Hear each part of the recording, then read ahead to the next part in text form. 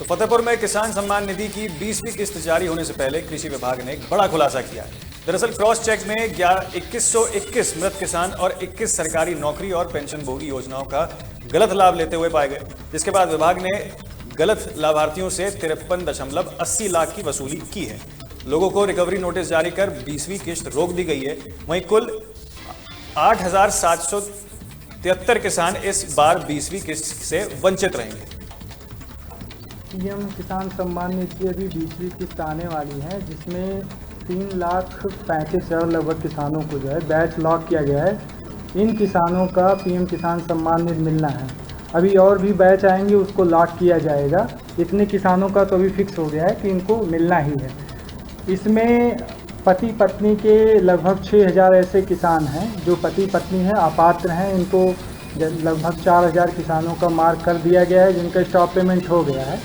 बाकी और जो बचे हुए किसान 2,000 हैं, उनका मार्किंग चल रही है और उनको मार्क करके स्टॉप कर दिए। 20वीं किस्त आने से पहले इनका स्टॉप पेमेंट कर दिया जाएगा।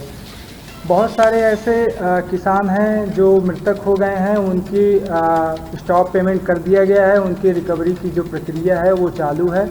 पेंशनर जो हैं उनका स्टॉप पेमेंट हो गया है, उनसे रिकवरी भी की गई है। कई ऐसे किसान हैं जिनका इनकम टैक्स पे ही हैं, वो इस योजना के अपात्र हैं, उनको भी स्टॉप पेमेंट कर दिया गया है। उनके रिकवरी के लेटर भी जारी हो गए हैं और रिकवरी भी कई किसानों का किया जा चुका है। अब तक जनपद में 53 लाख रुपए। तो अधिक जानकारी पर इस मसले पर हमारे साथ हमारे संवाददाता रिजवान जुड़ रहे हैं। रिजवान, क्या पूरा मामला है? एक तरफ तो कुछ किसान ऐसे हैं जो मृत हैं, उनको पेंशन आ रही है, लेकिन एक तरफ बहुत सारे किसान ऐसे हैं, तकरीबन 8,773 किसान जो इससे वंचित रह जा रहे हैं। तो फतेहपुर जिले में पीएम किसान सम्मान योजना के हेलो जी जी, आपको आवाज आ रही है मेरी रिजवान? जी आवाज आ रही है कि जी पीएम किसान सम्मान योजना के तहत लाभ पा रहे 3,79,986 किसान है, जिनका विभाग द्वारा योजना के 20वीं किस्त आने से पहले 3,72,213 किसानों ने ई-केवाईसी कराया था और अब 8,773 किसान अब भी शेष है। कहीं ना कहीं विभागीय लापरवाही कारण ये बात सामने आई है कि 2,121 किसान ऐसे पाए गए जो मृत होने के बावजूद उनके परिजन इस योजना का लाभ उठा रहे थे। साथ ही सरकारी नौकरी और पेंशनर के ऐसे 21 लोग शामिल थे जो योजना का लाभ ले रहे थे, जिसके बाद कृषि विभाग द्वारा गलत तरीके से योजना का लाभ ले रहे मृत किसान के परिजनों से 18,80,000 रुपए, सरकारी करने वाले लोगों से 22,000 रुपए, पेंशन पाने वालों से 72,000 रुपए, इनकम टैक्स भरने वालों से लोगों से 34,06,000 रुपए की रिकवरी कराई गई है। बाकी जो लोग बाकी हैं जो इस योजना का गलत तरीके से लाभ उठा रहे थे, उन्हें रिकवरी के लिए नोटिस जारी किया गया है।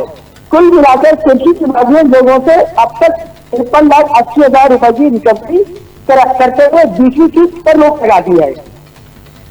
देखिए रिजवान, आप कह रहे हैं तकरीबन 53,80,000 जो है वो वसूली अब तक कर ली गई है यहाँ पर विभाग की ओर से। क्या इसमें और वसूली करी जा सकती है? कि ऐसी कोई खबरें सामने आ रही हैं फिलहाल? जी, वहीं जब हमने संबंधित रंजीत चौरसिया के नोडल अधिकारी कृषि विभाग से बात की है तो उन्होंने बताया कि किसान सम्मान निधि की 20वीं किस्त आने वाली है, जिसे 3,35,000 लगभग किसानों का बैच लॉक किया गया है। इन किसानों को सम्मान निधि मिलना और अभी और भी बैच आएंगे जिन्हें लाभ किया जाएगा। जी जी, चलिए, बहुत शुक्रिया आपका रिजवान, तमाम जानकारी के लिए। आप इस पर नजर बनाए रखें। तो बलिया में प्राथमिक विद्यालयों को मर्ज करने और निजीकरण की सरकारी नीतियों के विरोध में उत्तर प्रदेश रसोइया कर्मचारी संघ ने जिला कलेक्ट्रेट पर जोरदार प्रदर्शन किया। उन्होंने आरोप लगाया कि सरकारी आदेश के तहत विद्यालयों को बंद किया जा रहा है, जिसके बाद रसोइयों को नौकरी से निकाल देने की भी धमकी दी जा रही है। उन्होंने शासन से ऐसी नीतियों को तुरंत बंद करने का अनुरोध किया है। रसोइयों संघ ने चेतावनी दी है कि यदि उनकी मांगें नहीं मानी गई तो वे आंदोलन करने को बाध्य होंगे, जिसकी पूरी जिम्मेदारी जिला प्रशासन की होगी।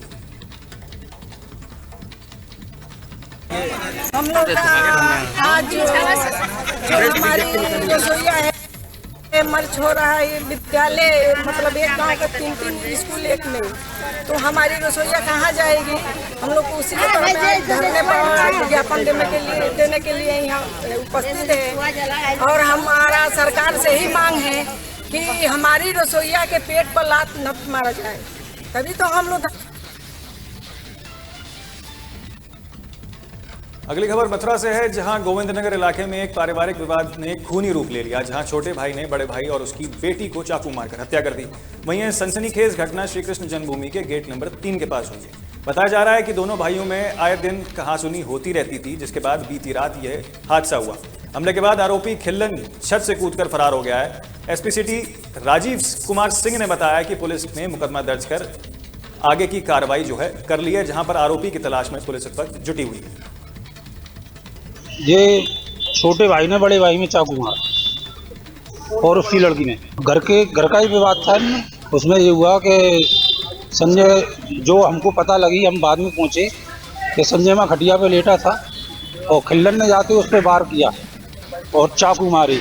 अंदर से अंजलि लड़की निकल के आई तो उस पर भी उसने हमला किया, उसमें भी चाकू मारा और फिर उनको ले गए उपचार के लिए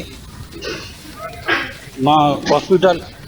वहाँ उपचार में फिर हम ले गए केडी में भी नहीं चल बैठी तो फरीदाबाद के लिए मेट्रो के लिए रेफर करे, रास्ते में संजय खत्म हो गया।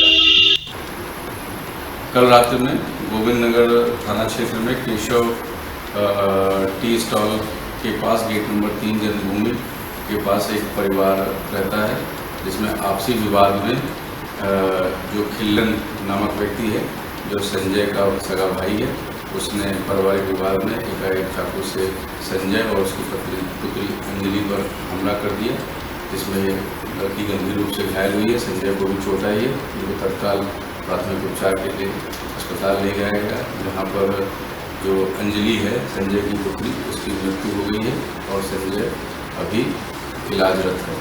इसमें खिल्लन, जो कि इसका सगा भाई है, ये फरार है। और फिलहाल के लिए उत्तर प्रदेश की खबरों में इतना ही। बाकी तमाम खबरों के लिए आप देखते रहिए तहलका डिजिटल। नमस्कार।